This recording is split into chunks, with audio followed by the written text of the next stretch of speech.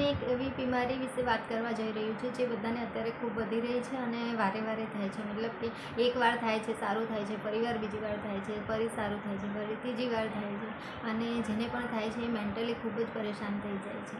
તો આ બીમારી છે કિડનીમાં સ્ટોન, પથરી અને આ બીમારી અત્યારે ઘણા બધાને જોવા મળે છે જે વારે વારે રિકરન્ટ થાય છે। તો એનો એક એકદમ નાનો ઉપાય બતાવું છું કે આ ઉપાય તમે કરશો ને તો તમને આ વારે વારે થવાની પ્રોબ્લેમ પણ સોલ્વ થઈ જશે અને અત્યારે હોય અને આ તમે યુઝ કરશો ને તો પણ ઇઝીલી નીકળી જશે।